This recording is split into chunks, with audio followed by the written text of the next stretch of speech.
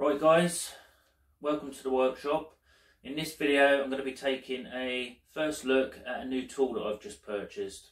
So the tool's 18 volt, which means I don't need to worry about the cord getting snagged up, and I can take the tool anywhere and it's more convenient to use, so that's a good thing. Right, so I'm not going to rabbit on too much. I'm just going to show you the tool and then we'll take a closer look at it and show you what comes in the box, and then we'll give it a quick try out and see how well it performs. Right, so you're probably thinking, shut up Dave, get on with it, show us what you got. And here it is, 18 volt trim router. But everything is not as it seems. So looking at it from this angle, anyone could be mistaken and think I've bought the Makita DRT50 trim router, but in fact it's not a Makita, it's a Katsu, and as you can see it's a exact copy of the Makita DRT50 trim router. So I know cheap tools are a bit like Marmite, you either love them or you hate them. There's going to be those people that are like, buy cheap, buy twice, or it's a knockoff, or you've got to be loyal to the brand, or cheap rubbish, or should have paid more and got a Makita. Well, you get the idea. So what do you get in the box? Well, you obviously get the trimmer itself.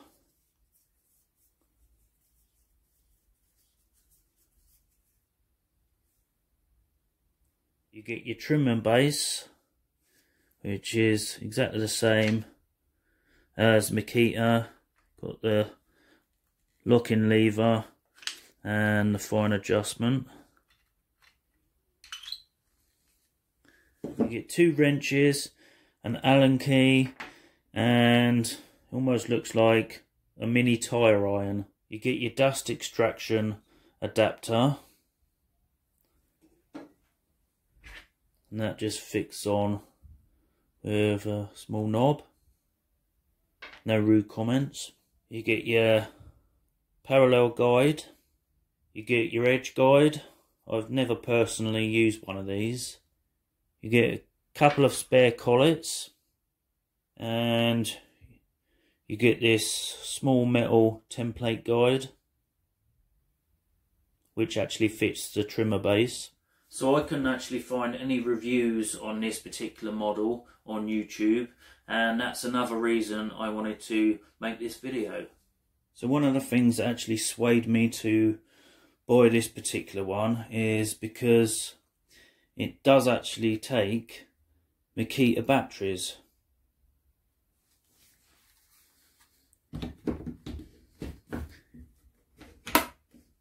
So you've got your lock and unlock just like the Makita model. So to use it you just press that and then press the power button.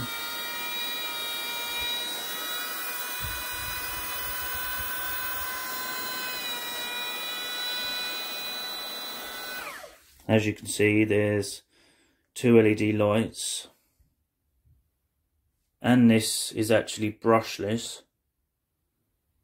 So it should give you longer run times and be a lot quieter. So to adjust the cutting depth, you have to unlock the lever, and then you can either just move it by hand or use the micro adjustment. And then once you've got it at the height you need, just lock the lever. If this is too tight or loose, you've got this little wrench which you can use to tighten or loosen that up. And once you get it actually locked in place, there's no slack whatsoever. You've got your shaft lock, so you just push that in until it engages, and you can loosen or tighten the bit up. Or if you don't want to use that, because I know a lot of people don't like them in case they break, you've got a couple of wrenches, so you can do it that way. To fit the dust guard, you just simply push that in and it locates on that side. You just push it in, and then you've got a hole there on the side, and you just got the little knob that twists in there to hold that in place. To fit the little template guide you've got, you actually have to take this black plate off, and then that fits in a recess underneath, and then you put this cover back on and do the screws up. Not the best template guide, but if you've not got another guide bushing set, it's better than nothing. Your guides just slot on with this knob on the side of the trimmer base, and then you tighten that up. They both go on exactly the same. So once this is tightened up properly, there's no movement on that whatsoever, and you can use that as a guide. Right, a couple of interesting points to note. The tool is equipped with a tool battery protection system. This system automatically cuts power to the motor to extend tool and battery life. The tool will automatically stop during operation if the tool or battery is placed under one of the following conditions. It's got overload protection. When the battery is operated in a manner that causes it to draw an abnormally high current, the tool automatically stops without any indication. In that situation, turn the tool off and stop the application that caused the tool to become overloaded. It's got overheat protection. When the tool or battery is overheated, the tool stops automatically and the lamp blinks. In this case, let the tool and battery cool before turning the tool on again. And it's also got overcharge protection. When the battery capacity is not enough, the tool stops automatically. In this case, remove the battery from the tool and charge. So that's good to know. So now I'm going to compare the electric Katsu trim router with this and see how they sound.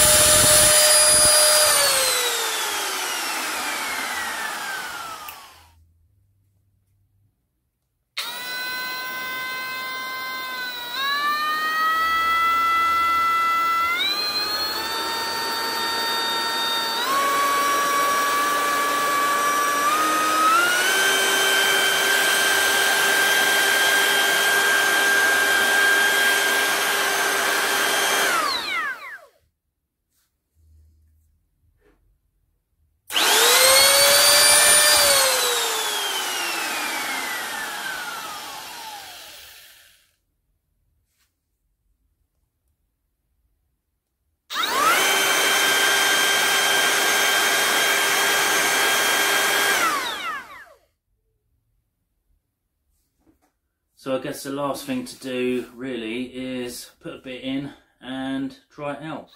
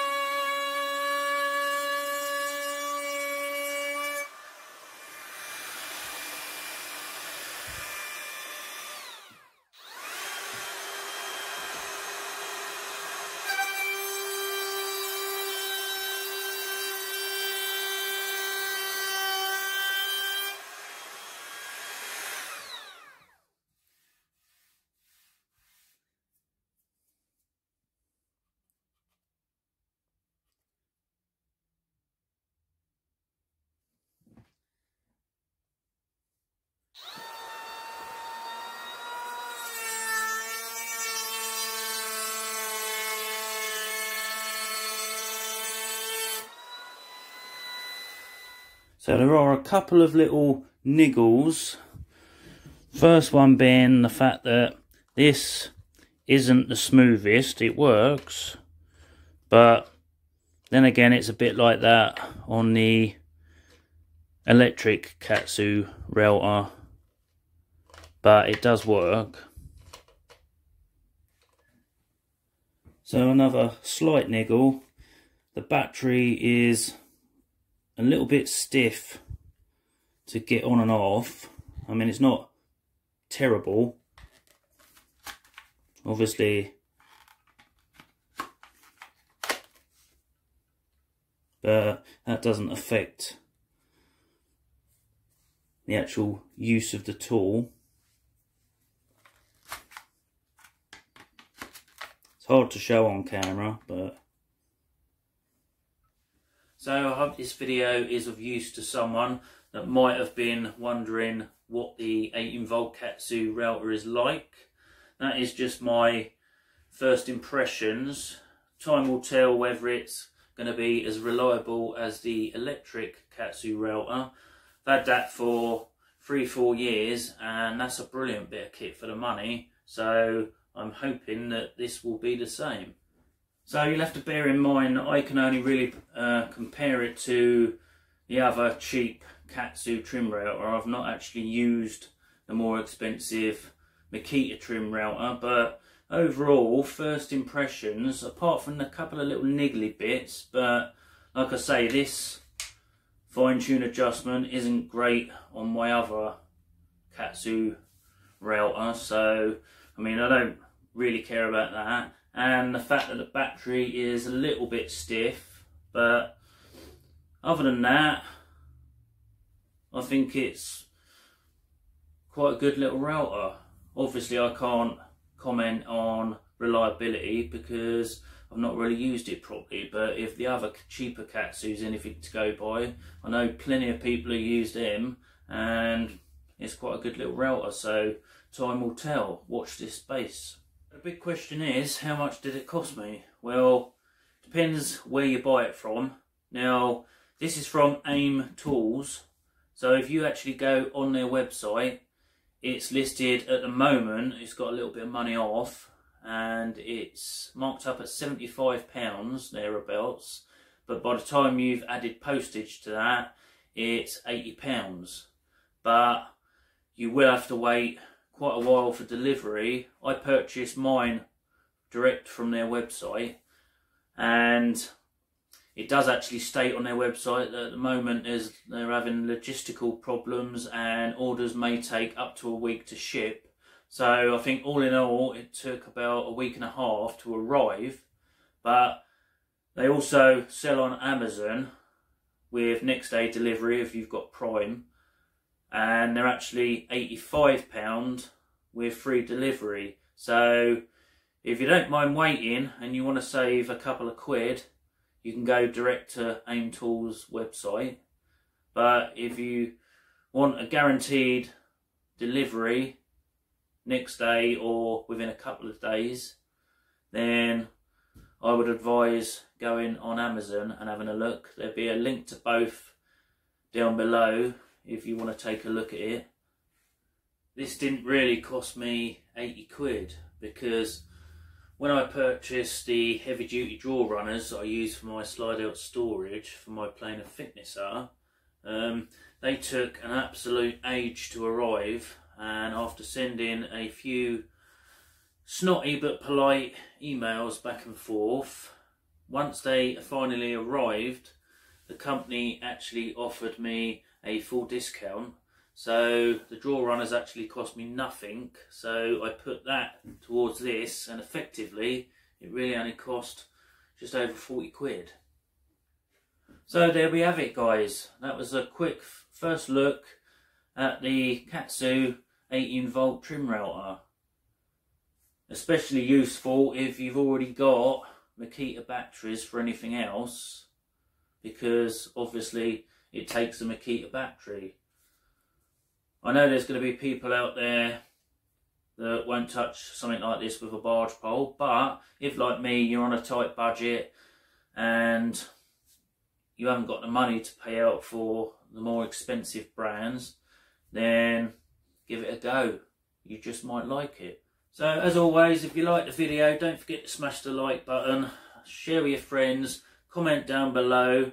If you're not yet subscribed to the channel and you like woodworking, general DIY or tool reviews, then hit the subscribe button, tap the little bell icon, and you'll never miss a future upload. So until the next video, stay safe and you'll see me in the next one. Cheers for watching, guys.